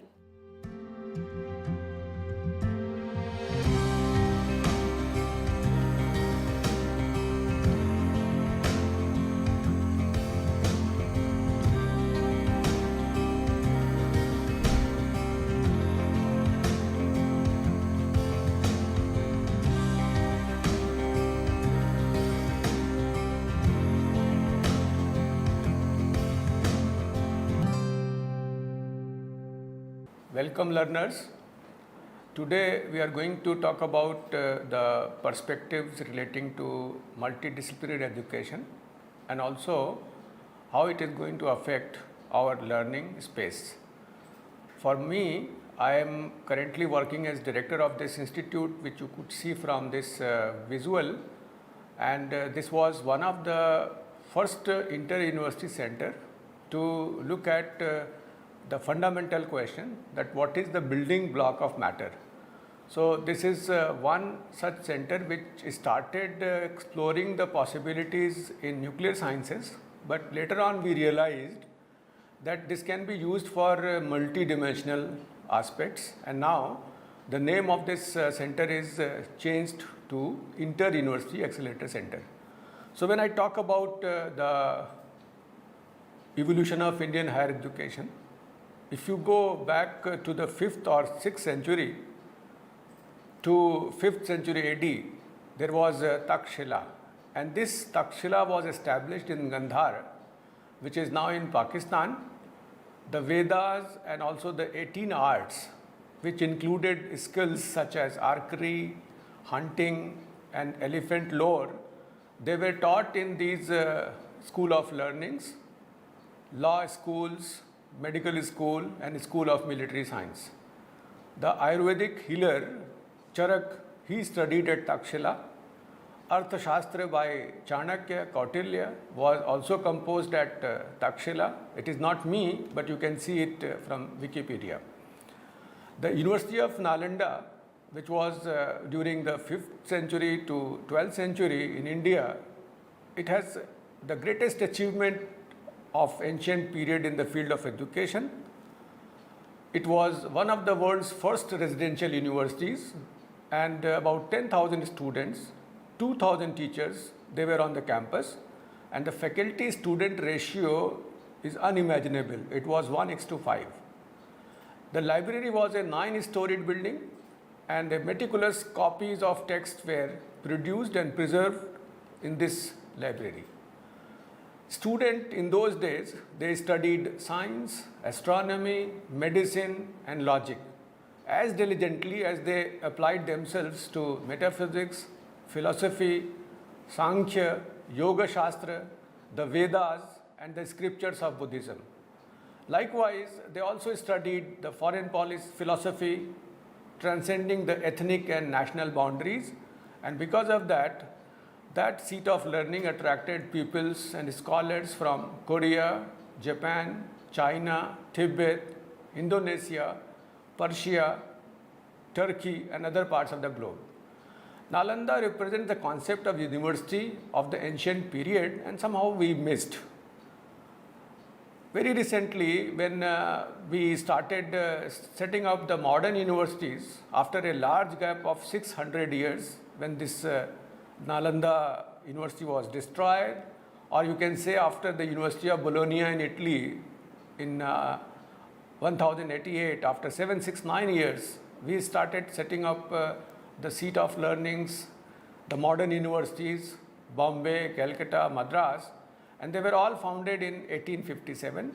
And then the fourth modern university, University of Allahabad, it was set up in 1887. And I am proud alumnus of this university, which was known as Oxford of the East. These universities, they began as a purely examining bodies, and the territorial jurisdiction extended to large number of territory. And later on, Indian Universities Commission was appointed in 1902, and the Indian Universities Act was passed in 1904. For example, University of Allahabad, it was under central governance, then it became a state university, and again it has been reincorporated at Central University. When we talk about a good university, so good university means teaching takes place, we teach in a good university, but a great university transforms the entire society, the psyche of a student. Because of that, the good university only produces graduates, whereas the great university produces leaders of all walks of life. So the quality, culture and adaptability should be an attempt to answer to the question of competitiveness in higher education. for which we have started working again, and this new education policy 2020 talks about many such things, and I will be talking only about multidisciplinary education, how we can have multiple entry and exit to the different programs. Before that, why this multidisciplinarity is important, I will let you know that this is called a dawn of knowledge era, in which the science and technology has developed in such a manner that we can see the unparalleled economic growth, because of which there is a globalization, there is a competition, innovation, and also simultaneously you can see uncontrolled exploitation of Earth's resources. This 21st century is the century of knowledge, and the process of transition is not stopped, it's still going on. So whatever we did in 20th century, it was because we had a unprecedented gain in advancing human development, industrial growth, and eradication of poverty in certain regions of the world, and we can attribute all these developments, all these progresses because of technological breakthrough. But I will let you know why this role of science and technology need to be recalibrated at this juncture when we are ushering to the new era. The reason being, the foremost reason is that the progress in science has been, for the most part, insular, monolithic, and unitary. Why it is unitary? Why it is monolithic? Because it has progressed in a exponential rate, and that rate is about 7% per annum.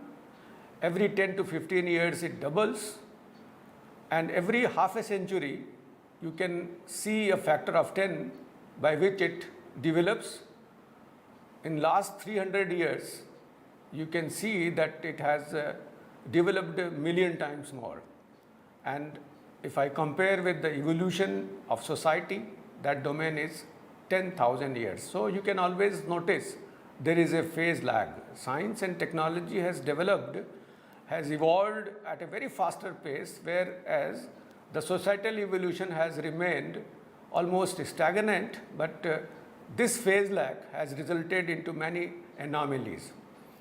So when we say that scientific revolution has outpaced the social revolution, not only for a few years but over a century now, because of that you can see many issues which are now bothering you. Maybe it is environment, energy, health, natural hazards, the species are getting extinct, the unsustainability which is in your consumption, and also because all these things you can see that inequalities are growing. The gap between haves, have-nots, those who know, those who don't know, that gap is growing, and there is a divide which did not come into sharper focus soon enough. And because of that, the paradox of our time is that despite the fact that we have spectacularly advanced in science and technology, the economic progress is unprecedented, we have improved in the quality of life, the inequalities which have grown up because of which the knowledge divide is there, and because of that you can see many of the part of the world is troubled. On the other side, without minding the scarce resources, we have started consuming at a faster rate, because of which the resources are depleting and the planet, the Earth planet, is at stress. And in very recently, this IPCC that was that recognized the climate change because of anthropogenic activities, and for which Nobel Prize was shared by IPCC and Al Gore, just to highlight that this unsustainability of our activities, which are because of our activities, human activities, the climate change is inevitable and it is going to bring many catastrophic changes in the society. This is one such example. If you visit any part of the country, you will find the water bodies which are at distress. none of the water bodies, the rivers, they are in the pure state of the form, and because of overconsumption, they have become unsustainable. Many of the cities across the world, even Delhi, that becomes gas chamber. It is difficult to survive in those days when the humidity and also this fume, the gas exhausts keep people bothered. The air quality becomes poorer, and sometimes it also helps many such problems which are due to this. So what we call, these are the effluents of the effluent. What we can do without using the single use of plastics, we are using without knowing how this is going to affect the environmental pollution, how the environment is going to get degraded. And very recently you might have also come to know that there was a foam which was floating when Eastern India people, they wanted to have a festival in Yamuna. So Yamuna was converted in a different, like we used to say it is foam filled with the foam. And many of the rivers, for example, Varanasi is known because there are two rivers, Varuna and Assi. Assi river is almost converted as a nala. So that is another issue which is bothering you, and we have to be mindful. The other important thing is the health and human being, they are affected because of epidemics, because of several terminal diseases, and because of the quality of life. The aging population is on the higher side, but we are not able to sustain their activities, and this is one such area in which we need to worry, and that is many of the species, they are getting extinct. So why this is happening, we need to look at this part, and because of that we have to have the phase lag which is there between societal lag and also societal evolution, and also the technological development need to be minimized to make people understand that we have to work for the sustainability of this earth. Another important dimension which has been added is because of the shrinking time domains. Way back in 1830 when Faraday discovered about the Faraday's law, it took more than 50 years to get it implemented in terms of some kind of technology, electricity. The DNA model which was proposed by Watson-Crick, 20 years took for genetic engineering to take forward. Very recently when carbon nanotube by IGNOU came in 1991, within 10 years it got implemented in logic circuits.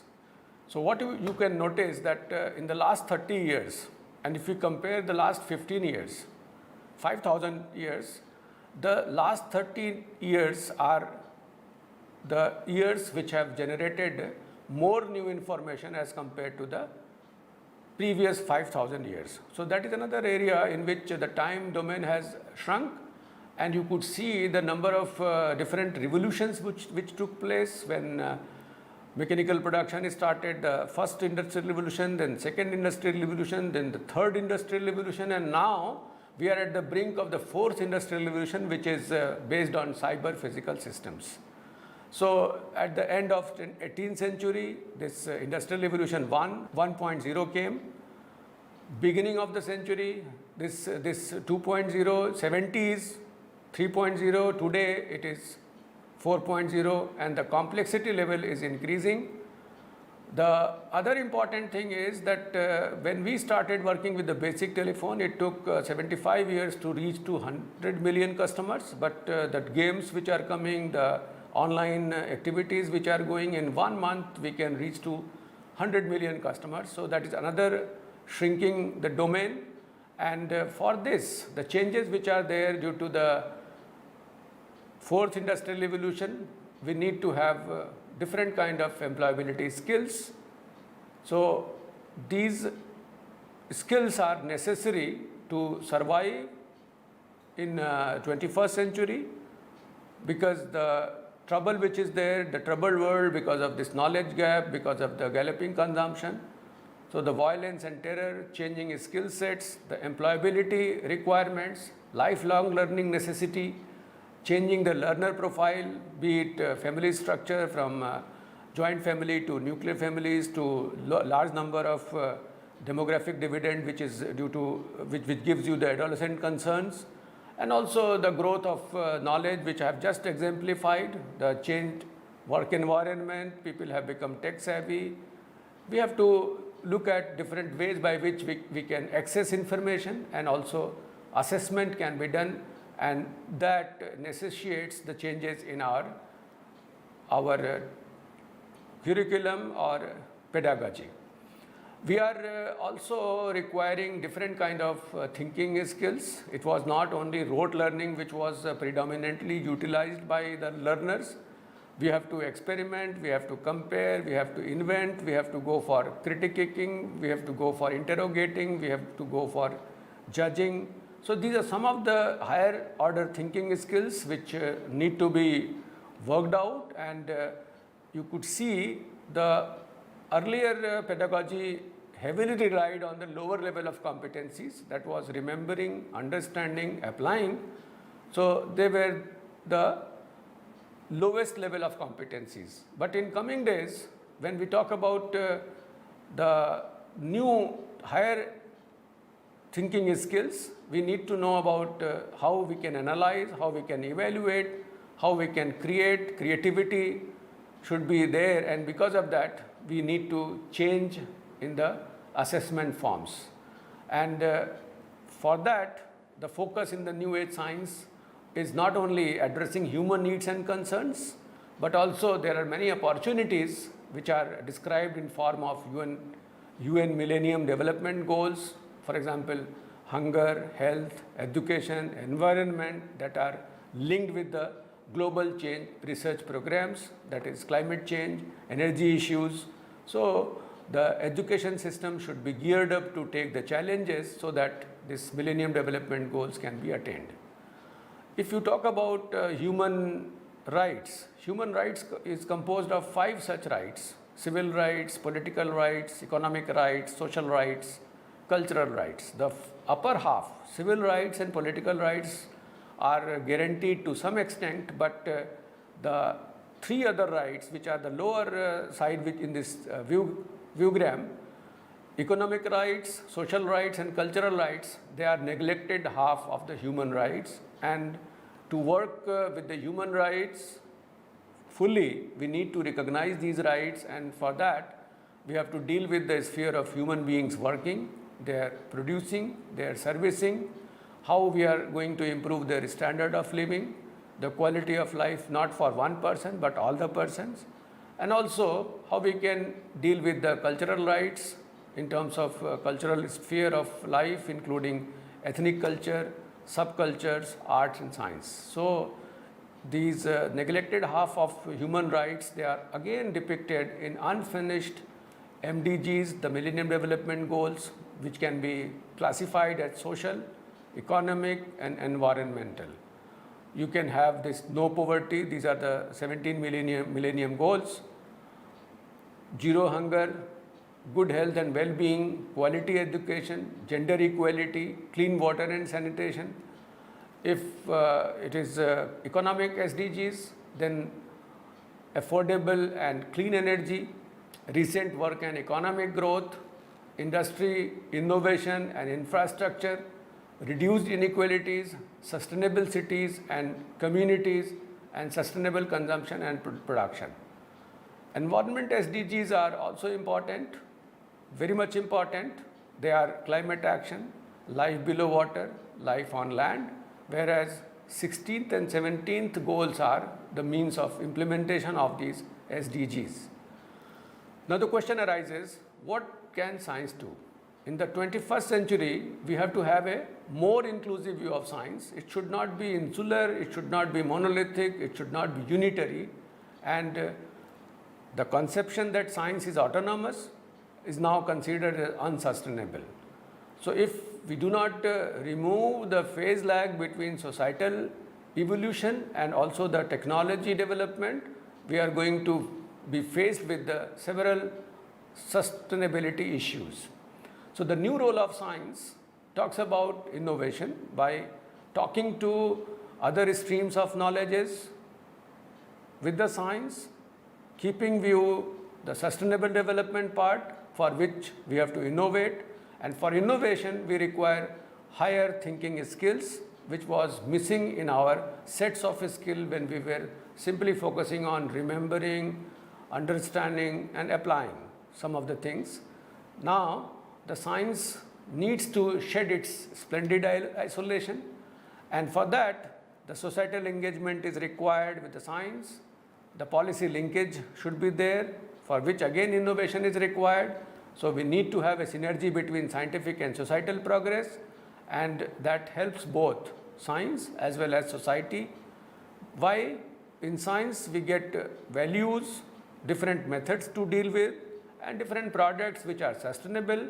On the other side, unless otherwise society accepts the developments of the science and technology, it is equitably distributed, and also it also keeps in mind that unless otherwise it is sustainable, we are not going to use those products, or we have to minimize the uses. Then both science and society cohabit with each other, and because of that the science becomes responsible, transparent, and understand the full implications of new discoveries in the context of moral and ethical values and sustainability of our planet, whereas society sheds its cynicism and skepticism about science and recognizes its centrality for human good.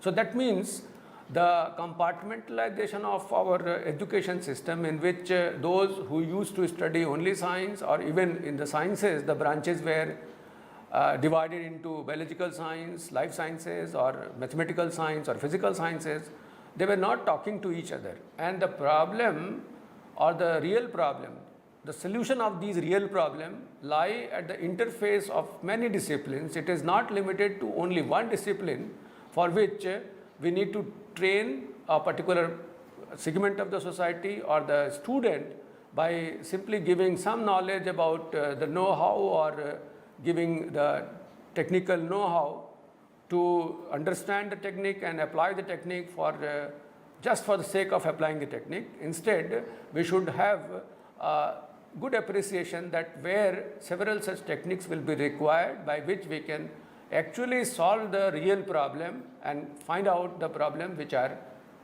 needed for the sustainable development of our country. Another important thing is that if you look at the pass percentage and also the learning outcome, if you are good at understanding, the chances of failure will be minimum. If you don't understand, definitely the student is going to fail the examination. On the other side, this quadrant also gives you a kind of feeling that if you know better, if you have a good understanding, you will pass the examination. So on top, both the things are same. Like if you understand better, the chances of failure will be minimum, and chances of passing will also be reasonably good. But why I am concerned about the fourth quadrant, and that is I am being modest, that poor understanding is there, but the people are passing the examination, and that number is not less number. That is also a sizable number of people who without understanding they write the examination and they get the pass certificate.